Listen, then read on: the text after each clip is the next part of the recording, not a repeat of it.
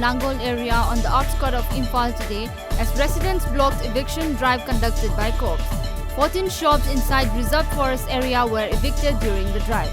Amidst the scuffle, Manipur Tribal Union President Panti Golmai fainted and was hospitalized.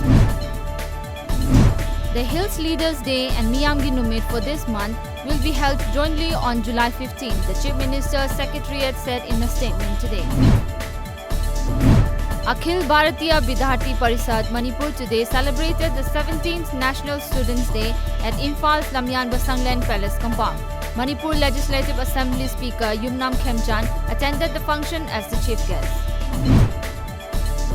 Assam Chief Minister Sarvananda Sonowal reviewed the paddy procurement mechanism of the Food, Civil Supplies and Consumer Affairs Department and other state agencies at his conference room at Janata Bhavan yesterday. Sonowal emphasized on strengthening of procurement system of paddy from the state farmers and providing them the minimum support price of the central government. A devastating cloudburst leading to massive rainfall and flash flood has made life miserable in Arunachal Pradesh.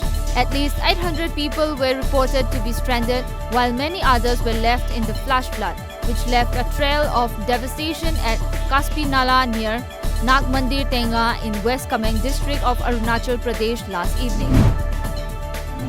The Border Security Force and the Directorate of Revenue Intelligence teams seized at least 26 exotic birds from the general area of Khamrang village in Mizoram's Kolasip district. According to media reports, the seized birds include emu, pigeon, white cockatoo and crown hen. It has been reported that, as per preliminary investigation, it has come to light that the birds were smuggled from Myanmar and planned to supply the consignment to Kerala.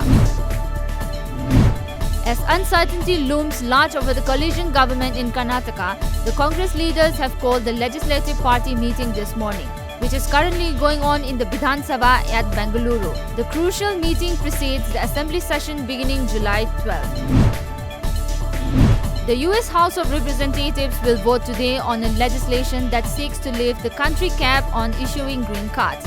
Being supported by more than 310 lawmakers from both the Republicans and the Democratic Party, the Fairness of High-Skilled Immigrants Act is all set to sail through the 435-member House of Representatives.